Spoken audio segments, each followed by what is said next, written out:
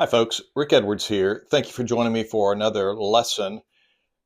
We're continuing our study through the book of 1 Samuel. Today we're going to be looking at 1 Samuel chapter 13, our core passage, verses 6 through 14 of chapter 13. So just a little bit of catch up here in historical context. We've been through the book of Judges, and we've discovered through the book of Judges that the people really need a king. And that's kind of the message of the book of Judges. Lots of spiraling, lots of going through this thing we call the sin cycle.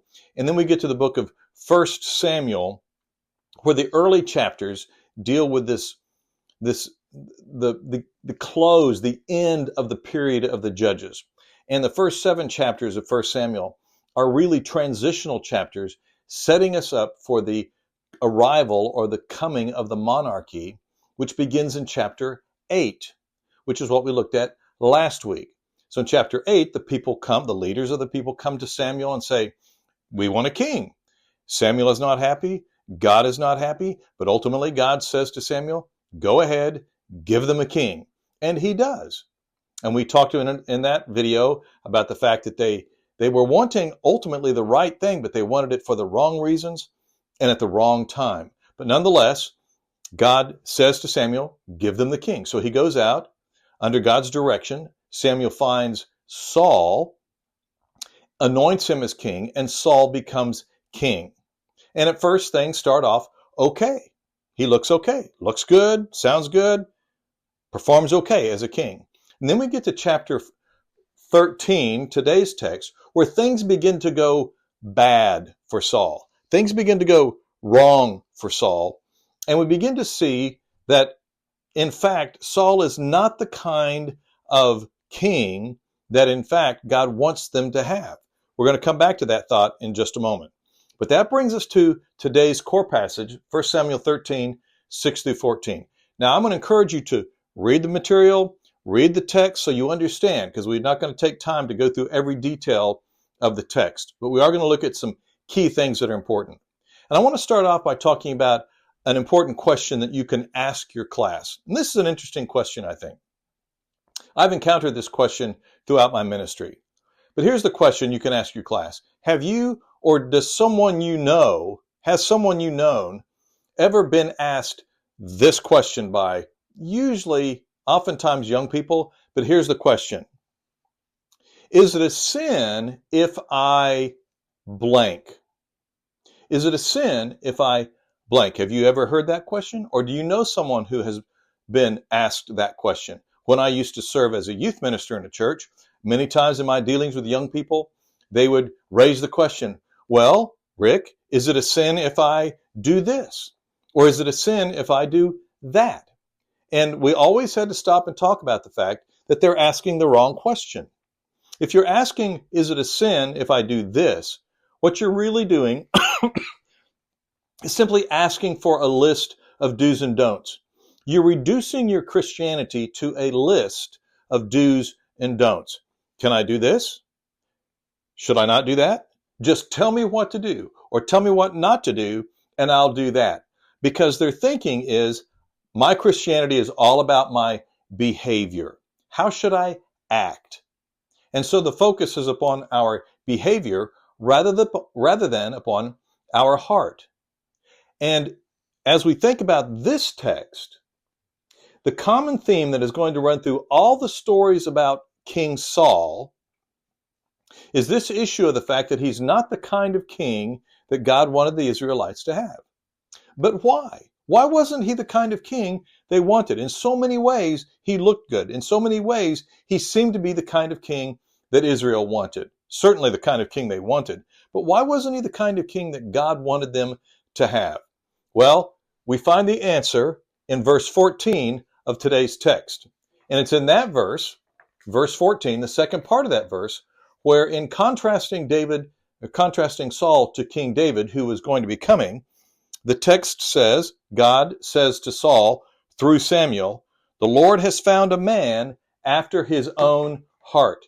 And that's the key. God wanted a king who would exhibit the kind of qualities that demonstrated he was a man after God's own heart. So that's verse 14. what we discover then, because we know this man that Samuel is referring to in verse 14, that man is King David, who would follow King Saul. He would be King Saul's successor. He hasn't yet been introduced in the story. He hasn't yet been introduced in 1 Samuel, but David is coming. And this text is looking forward to King David. So what this story does already, this story is contrasting Saul and David, contrasting the difference between Saul and David. Now, when we stop and think about it, when we stop and think about the difference between these two kings, especially when you think about what Saul has done wrong in this immediate context of this story, Saul grew impatient. Samuel didn't show up when Saul was expecting him. Samuel had told him, "You wait until I get back." Samuel didn't show up when Saul was expecting him, and so Saul became impatient and took matters into his own hands. He was disobedient to the direction that God had given him. But Saul, unlike David, was not a murderer. He was not a womanizer. He wasn't a bad father, to our knowledge, like David was. So when you look at this text, his punishment or his rejection of Saul as king seems a bit harsh. Why would he not reject David later, who did all those things? And he does reject Saul. Well, the problem is this issue of whether or not Saul was a man after God's own heart. This language, a man after God's own heart, this language is very relational language versus what I would call compliance language. Compliance language is what we see with young people or others, kind of immature language when they just want to know, is it wrong for me to do this? Is it wrong for me to do that? It's compliance language. It's simply show me what I have to do in order to comply with the law. Show me what I have to do to comply in order to be a good Christian.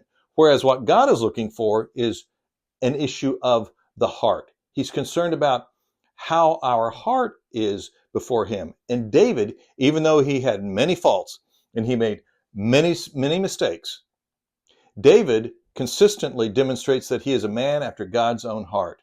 This attitude, this perception that Saul had that I just need to do what I'm supposed to do. I'm just supposed to do the right things and avoid the wrong things, is in essence an attitude of just checking off the boxes. Just tell me what to do. Check. Tell me what not to do. Check. It's all about behavior. And what's really interesting is it's the same issue that Jesus encountered throughout his ministry. Now remember, the Gospel Project curriculum is designed to help us see the flow of the Old Testament story, see the flow of the biblical story, especially as it is pointing forward to Jesus. And the issue that we're confronting with Saul in this story is the same issue that Jesus confronted. And you especially see it in the Sermon on the Mount found in Matthew 5, chapters 5, 6, and 7. And you'll recall there were numerous instances where Jesus would say something like this. You've heard it said that you should not kill. But I say unto you, you shouldn't even hate. So Jesus, more than once in the Sermon on the Mount, says, you've tried to focus on behavior, simply looking at the law. The law says, do not kill. Jesus says, we're going to go deeper than that. We're not just going to look at what the law says. We're not going to look at just your behavior, but we're going to ask ourselves, what is the condition of my heart? Because killing is a behavior.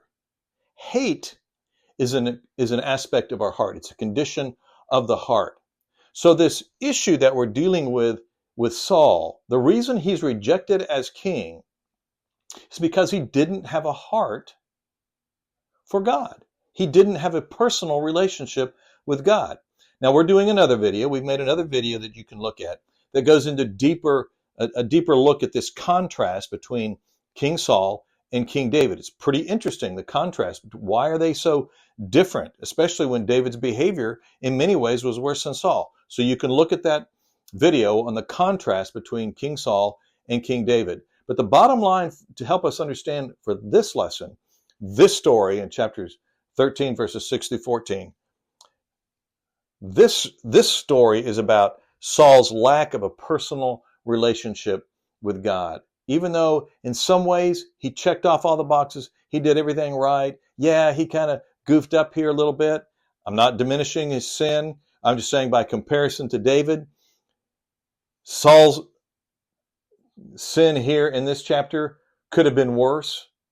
But the problem that Saul has, and the reason he's ultimately rejected as king, and the reason he wasn't the kind of king that God wanted Israel to have, was because his heart was not right before God. His heart, he did not have a personal relationship with God. And even in the Old Testament, throughout the Old Testament, we see this emphasis on the fact that God desires a personal relationship with us. It wasn't always just about the law.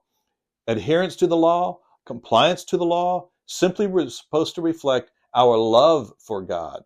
It's always been the case from all through the Old Testament into the New Testament. We obey, we behave a certain way, not because we're simply trying to check off the boxes, but because we love God, because we love Jesus. And that's what this story is about, contrasting Saul with David. Thanks for watching.